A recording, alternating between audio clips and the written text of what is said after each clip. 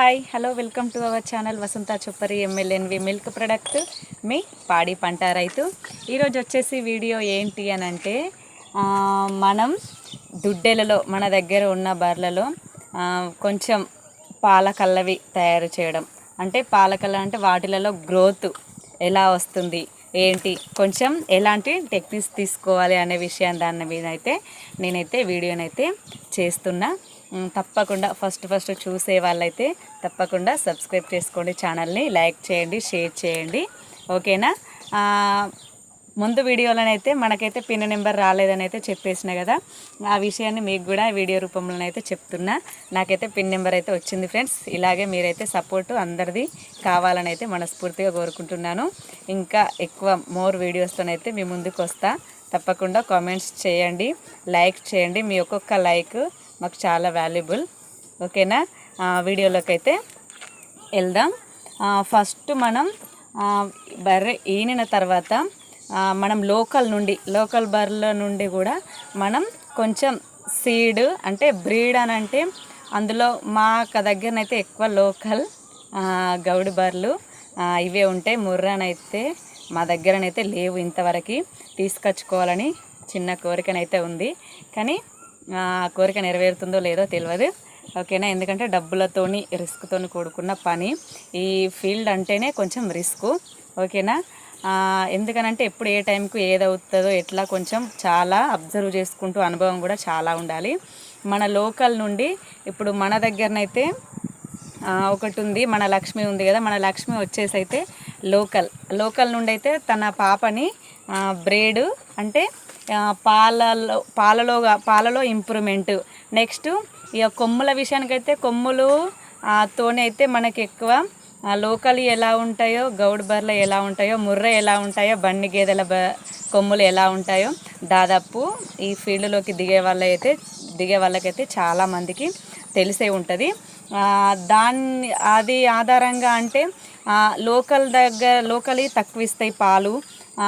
అందులో అయితే బ్రీడ్ అయితే ఉండవు, ఎక్కువ పాలిచ్చేటి అయితే రావు అనేది అయితే చాలా అది అలా అనుకోవద్దు.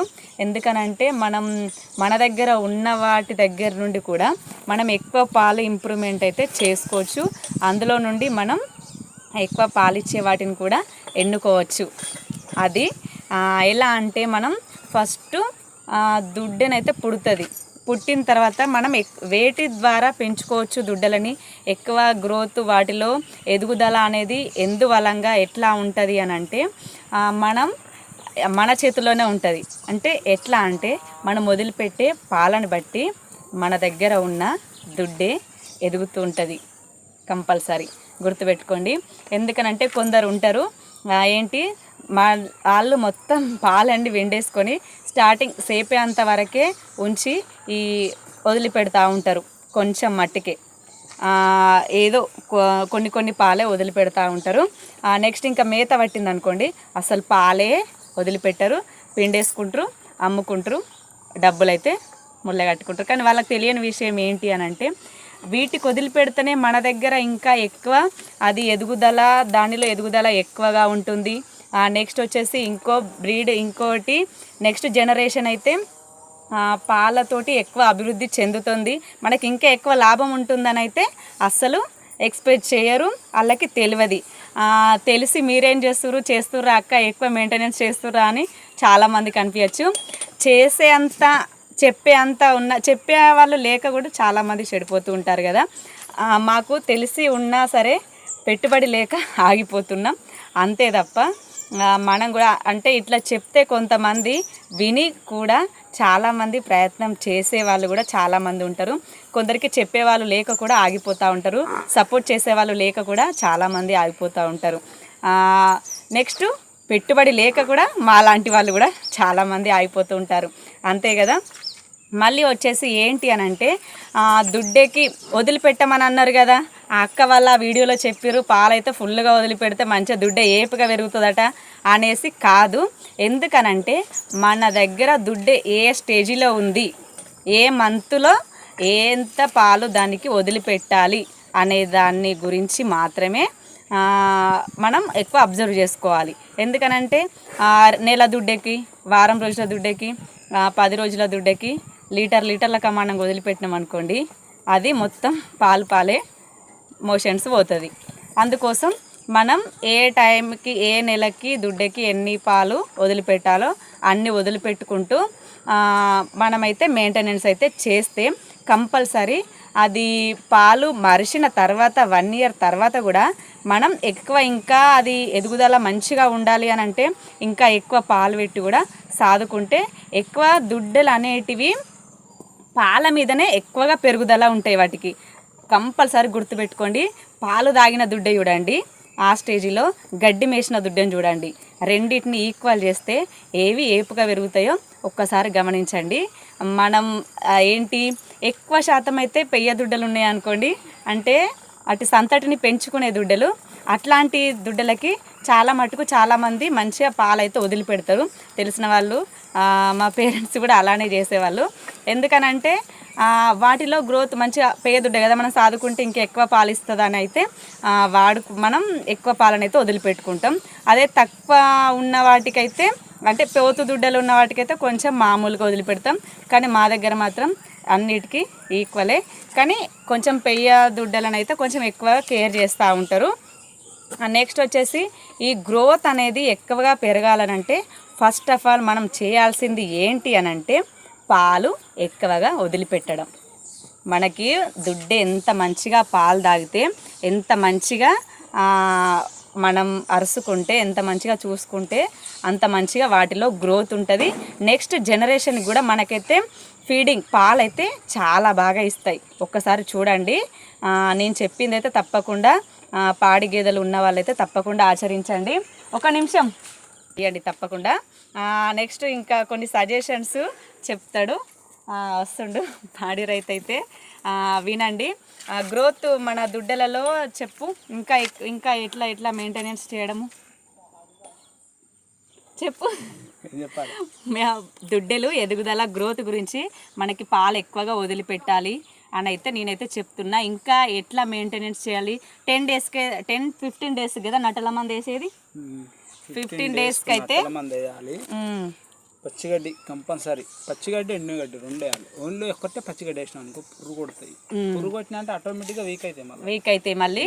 కాబట్టి పాలు కూడా తక్కువ అన్నట్టు. ఒక బెటర్ ఆప్షన్ ఏంటంటే, ఒకవేళ క్రాస్ బ్రీడింగ్ చేయించిన పాలు, సపోజ్ ఇప్పుడు మా లక్ష్మి ఉంది కదా, లక్ష్మి లోకల్ 6 లీటర్లు ఇచ్చేది, దీని పేరు ఏం పెడుతుంది, మహాలక్ష్మి వచ్చేసి 7.5, 8 దాకా ఇస్తుంది.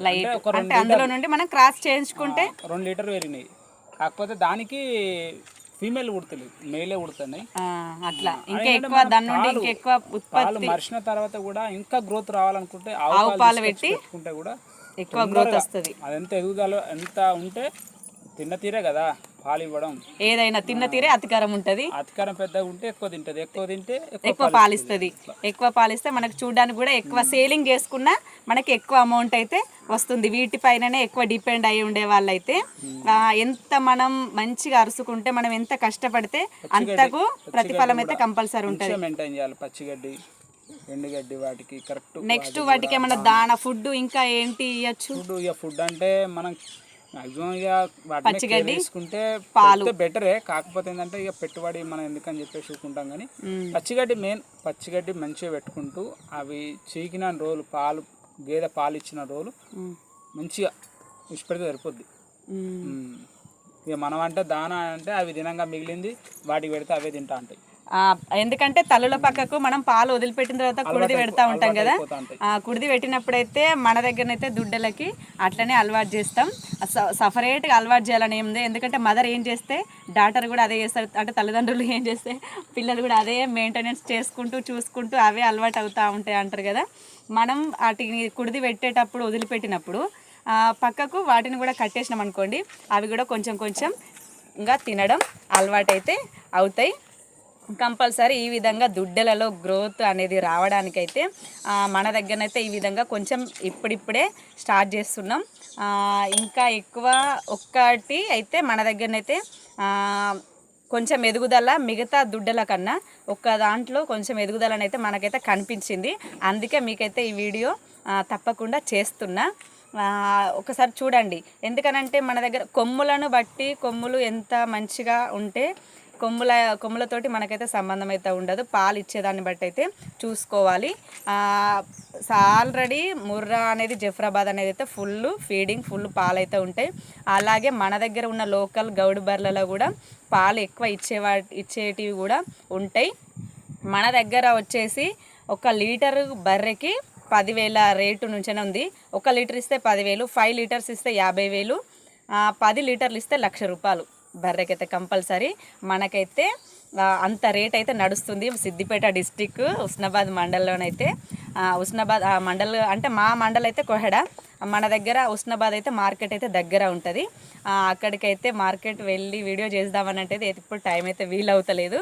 చేస్తా తప్పకుండా. రేట్లు అయితే ఎప్పటికప్పుడు తెలుసుకుంటూ పెడతా ఉంటా వీడియోలో. తప్పకుండా మన ఛానల్ని అయితే చూడడానికైతే రండి అందరూ, ఓకేనా. ఈ విధంగానైతే మనం గ్రోత్ పెంచుకుంటే పాలలోనైతే మనకి ఎక్కువ మనం పాడిని అభివృద్ధి చేయొచ్చు. నెక్స్ట్ మనం ఎక్కువ ఆదాయాన్ని కూడా పొందొచ్చు. తప్పకుండా ఈ విధంగా అందరు పాడి రైతులు ప్రయత్నం చేసి చూడండి, తప్పకుండా ఫలితం అయితే వస్తుంది. ఇంకా ఎక్కువ మోర్ వీడియోస్ కోసం తప్పకుండా ఛానల్ అయితే సబ్స్క్రైబ్ చేస్తూ ఉండండి. ఛానల్ని ఈ విధంగానే చూస్తూ ఆదరిస్తూ ఉంటే, మీ సపోర్ట్ ఉంటే ఇంకా ఎక్కువగా నేనైతే రీచ్ అయ్యి ప్రతి ఒక్క వీడియో గురించి చేయడానికైతే రెడీగా ఉంటా. ఏ వీడియో గురించి ఏ కామెంట్ ఏది మీకు వచ్చే ప్రాబ్లమ్స్ ఉంటే కామెంట్ రూపంలో తెలియజేయండి. వాటికి కష్టమైనా సరే, నాకు తెలియకపోయినా సరే తెలుసుకొని మరి మీకైతే రిప్లై పెట్టడానికైతే రెడీ. ఎందుకంటే మన పాడి రైతు మా హస్బెండ్ కూడా సార్ కూడా ట్రై చేస్తూ ఉంటాడు కాబట్టి తనకైతే ఇంకెక్కువ అనుభవం ఉన్నది. తన ద్వారా నేనైతే నేర్చుకుంటున్నా, మీకు కూడా ఈ ఛానల్ ద్వారానైతే అందిస్తూ ఉంటా, ఓకేనా. నెక్స్ట్ వీడియోలో మళ్ళీ కలుద్దాం. అందరూ కీప్ స్మైలింగ్, బాయ్. ఈ విధంగానే మనం అందరికీ ఆరోగ్యవంతమైన పాడిని పంటని అందరికీ అందిస్తూ ఉంటాం, ఓకేనా. అన్నదాత సుఖీ భవ.